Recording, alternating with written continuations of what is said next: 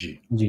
ਅਗਲੀ ਜਿਹੜੀ ਹਰਜੋਤ ਸਿੰਘ ਜੀ ਪ੍ਰਵੀਨ ਜੀ ਗੱਲ ਕਰਦੇ ਜਾਈਏ ਆਪਣੇ ਅਮਰੀਕਾ ਦੇ ਵਿੱਚ ਜਿਹੜੀ ਡੈਟ ਸੀਲਿੰਗ ਆ ਉਸ ਨੂੰ ਜਿਹੜਾ ਉਹ ਲੈ ਕੇ ਪ੍ਰੈਜ਼ੀਡੈਂਟ ਬਾਈਡਨ ਤੇ ਕੈਵਿਨ ਮਕਾਰਥੀ ਉਹ ਕਹਿੰਦੇ ਡੈਟ ਸੀਲਿੰਗ ਨੂੰ ਲੈ ਕੇ ਇੱਕ ਵਾਰੀ ਫਿਰ ਮੁਲਾਕਾਤ ਕਰਨਗੇ। ਵੀਕਐਂਡ ਦੇ ਉੱਤੇ ਮਕਾਰਥੀ ਹੁਣਾਂ ਦੇ ਦੁਆਰਾ ਇਹ ਕਹਿ ਕੇ ਗੱਲਬਾਤ ਬੰਦ ਕਰ ਦਿੱਤੀ ਗਈ ਸੀ ਵੀ ਕਹਿੰਦੇ ਵੀ ਵਾਈਟ ਹਾਊਸ ਸਾਡੀ ਕੋਈ ਵੀ ਗੱਲ ਨਹੀਂ ਸੁਣ ਰਿਹਾ ਤੇ ਇਸ ਟਾਈਮ ਗੱਲਬਾਤ ਕਰਕੇ ਕੋਈ ਅੱਗੇ ਕਿਸੇ ਸਿੱਟੇ ਵੱਲ ਜਿਹੜਾ ਉਹ ਨਹੀਂ ਵਧਿਆ ਜਾ ਸਕਦਾ। G7 ਦੀ ਸਮਿਟ ਨੂੰ ਸ਼ਾਰਟ ਕਰਦੇ ਹੋਏ ਕੁਆਡ ਦੀ ਮੀਟਿੰਗ ਨੂੰ ਕੈਂਸਲ ਕਰਦੇ ਹੋਏ ਪ੍ਰੈਜ਼ੀਡੈਂਟ ਬਾਈਡਨ ਉਹ ਵਾਪਸ ਮੁਲਕ ਨੂੰ ਜਿਹੜਾ ਉਹ ਪਰਤ ਰਹੇ ਆ ਜਾਪਾਨ ਦੇ ਵਿੱਚ G7 ਦੀ ਜਿਹੜੀ ਸਮਿਟ ਆ ਉਸ ਤੋਂ ਬਾਅਦ ਦੇ ਵਿੱਚ। ਹੁਣ ਇਹ ਦੱਸਿਆ ਜਾ ਰਿਹਾ ਆ ਵੀ ਕੈਵਿਨ ਮਕਾਰਥੀ ਤੇ ਪ੍ਰੈਜ਼ੀਡੈਂਟ ਬਾਈਡਨ ਇਹ ਅੱਜ ਹੀ ਦੁਪਹਿਰ ਨੂੰ ਜਿਹੜੇ ਆ ਉਹ ਗੱਲਬਾਤ ਕਰਨਗੇ ਤਾਂ ਜੋ ਜਿਹੜੀ ਡੈਟ ਲਿਮਿਟ ਦਾ ਕ੍ਰਾਈਸਿਸ ਆ ਉਸ ਨੂੰ ਬਚਾਇਆ ਜਾ ਸਕੇ। ਅੱਜ ਦੇਖੋ 22 ਤਰੀਕ ਆ, 8 ਦਿਨ ਹੋਰ ਰਹਿ ਗਏ ਆ 1 ਜੂਨ ਨੂੰ ਆਉਂਦਿਆਂ ਨੂੰ ਤੇ 1 ਜੂਨ ਤੱਕ ਟ੍ਰੈਜਰੀ ਡਿਪਾਰਟਮੈਂਟ ਦੇ ਜੈਨਟ ਯੈਲਨ ਨੇ ਬਾਰ-ਬਾਰ ਇਹ ਚੇਤਾਵਨੀ ਦਿੱਤੀ ਆ ਵੀ ਜੇ ਜੂਨ ਦੀ ਸ਼ੁਰੂਆਤ ਤੱਕ ਇਹ ਫੈਸਲਾ ਆਪਸ ਵਿੱਚ ਸਮਝੌਤਾ ਨਹੀਂ ਹੋਇਆ ਡੈਟ ਸੀਲਿੰਗ ਨੂੰ ਲੈਂਦੇ ਹੋਏ ਤਾਂ ਅਮਰੀਕਾ ਡਿਫਾਲਟ ਕਰ ਸਕਦਾ ਆ। ਸੋ ਇਹ ਮੀਟਿੰਗ ਇਸ ਟਾਈਮ ਬਹੁਤ ਜਿਹੜੇ ਫਰੈਂਟਿਕ ਹਾਲਾਤ ਕਹਿ ਸਕਦੇ ਆ ਬਣੇ ਆ। ਹਰ ਇੱਕ ਚੀਜ਼ ਜਿਹੜੀ ਉਹ ਦਾਅ ਦੇ ਉੱਤੇ ਜਿਹੜੀ ਉਹ ਲੱਗੀ ਆ।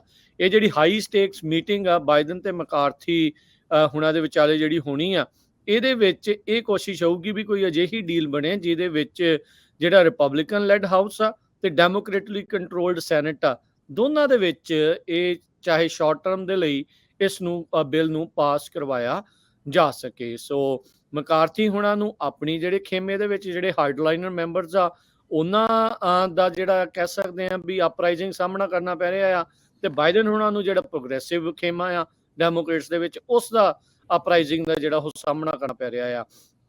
ਦੋਨੋਂ ਹੀ ਪਾਸੋਂ ਐਕਸਟ੍ਰੀਮ ਪੋਜੀਸ਼ਨਸ ਲਈਆਂ ਜਿਹੜੀਆਂ ਹੋ ਜਾ ਰਹੀਆਂ। ਬਾਈਡਨ ਹੁਣਾਂ ਨੇ ਇਸ ਨੈਗੋਸੀਏਸ਼ਨਸ ਦੇ ਬਾਰੇ ਜਾਪਾਨ ਦੇ ਹੀਰੋਸ਼ੀਮਾ ਦੇ ਵਿੱਚ ਵੀ ਜਿਹੜੀ ਉਹ ਗੱਲਬਾਤ ਕਰਦੇ ਹੋਏ ਕਿਹਾ ਵੀ ਰਿਪਬਲਿਕਨਸ ਐਕਸਟ੍ਰੀਮ ਪੋਜੀਸ਼ਨ ਲੈ ਰਹੇ ਆ ਤੇ ਪ੍ਰੋਗਰੈਸ ਨੂੰ ਇੱਕ ਹਿਸਾਬ ਦੇ ਨਾਲ ਅੜਿੱਕਾ ਜਿਹੜਾ ਉਡਾ ਰਹੇ ਆ।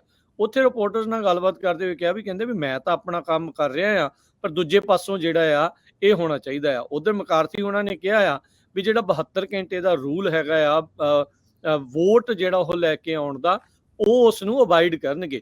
ਸੋ ਜੇ 1 ਜੂਨ ਦੀ ਗੱਲ ਆ ਤਾਂ ਇਹਦਾ ਮਤਲਬ ਵੀ 26-27 ਤਰੀਕ ਤੱਕ ਕੋਈ ਨਾ ਕੋਈ ਸਮਝੌਤਾ ਹੋਣਾ ਚਾਹੀਦਾ ਆ ਤਾਂ ਹੀ 72 ਘੰਟਿਆਂ ਦੇ ਵਿੱਚ ਜਿਹੜੀ ਬਾਅਦ 'ਚ 1 ਤਰੀਕ ਤੋਂ ਪਹਿਲਾਂ ਵੋਟ ਕਰਵਾਈ ਜਿਹੜੀ ਉਹ ਜਾਣੀ ਚਾਹੀਦੀ ਆ। ਸੋ ਕੈਪੀਟਲ ਦੇ ਵਿੱਚ ਅੱਜ ਵਾਪਸ ਪਹੁੰਚ ਚੁੱਕੇ ਆ ਵਾਈਟ ਹਾਊਸ ਦੇ ਵਿੱਚ ਆਪਣੀ ਕਹਿ ਲਓ ਵੀ ਦੌਰੇ ਨੂੰ ਵੀ ਜਿਹੜਾ ਉਹ ਛੋਟਾ ਕਰਕੇ ਆ ਗਏ ਆ ਤਾਂ ਜੋ ਅਮਰੀਕਾ ਦੇ ਇਸ ਡੈਟ ਸੀਲਿੰਗ ਦੇ ਮਸਲੇ ਨੂੰ ਸਮਝਾਇਆ ਜਾ ਸਕੇ। ਹੁਣ ਇਹ ਵੱਡਾ ਮੁੱਦਾ ਆ ਵੀ ਆਪਸ ਦੇ ਵਿੱਚ ਡੈਮੋਕ੍ਰੇਟਸ ਤੇ ਰਿਪਬਲਿਕਨ ਕੋਈ ਸਮਝੌਤਾ ਕਰਨ 'ਚ ਕਾਮਯਾਬ ਰਹਿ ਸਕਣਗੇ ਜਾਂ ਨਹੀਂ।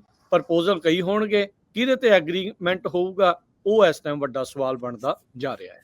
ਬਾਈਡਨ ਉਹਨਾਂ ਨੇ ਕਿਹਾ ਵੀ ਰਿਪਬਲਿਕਨ ਜੋ ਆ ਉਹ ਰੂਲ ਆਊਟ ਕਰ ਰਹੇ ਆ ਵੀ ਜੋ ਜਿਹਦੇ ਵਿੱਚ ਰੈਵਨਿਊ ਇਨਕਰੀਜ਼ ਕਰਨਾ ਜਾਂ ਜਿੱਥੇ ਟੈਕਸ ਇਨਕਰੀਜ਼ ਕਰਨਾ ਆ ਸੋ ਇਹ ਮੇਨ ਮੁੱਦੇ ਦੇ ਉੱਤੇ ਐਗਰੀ ਨਹੀਂ ਕਰ ਰਹੇ ਹੈਗੇ। ਤੇ ਉਹ ਕਹਿੰਦੇ ਵੀ ਮੈਂ ਇੰਨਾ ਯਕੀਨ ਨਹੀਂ ਹੈਗਾ ਵੀ ਰਿਪਬਲਿਕਨ ਐਗਰੀ ਕਰੂਗੇ ਡਿਫਾਲਟ ਨੂੰ ਤੋਂ ਬਚਣ ਦੇ ਲਈ। ਕਹਿੰਦੇ ਵੀ ਮੈਂ ਗਰੰਟੀ ਨਹੀਂ ਕਰ ਸਕਦਾ ਪਰ ਦੇਖੋ ਕੀ ਬਣਦਾ। ਇਸ ਟਾਈਮ ਅਮਰੀਕਾ ਦਾ ਸਭ ਤੋਂ ਵੱਡਾ ਮੁੱਦਾ ਡੈਫਟ ਸੀਲਿੰਗ ਜੋ ਕਰਜ਼ਾ ਆ ਉਹਦੀ ਲਿਮਟ ਨੂੰ ਵਧਾਉਣ ਲਈ ਬਣਿਆ ਹੋਇਆ ਆ ਤੇ ਸਿਰਫ 10 ਦਿਨ ਰਹਿ ਗਏ ਹੈਗੇ ਆ।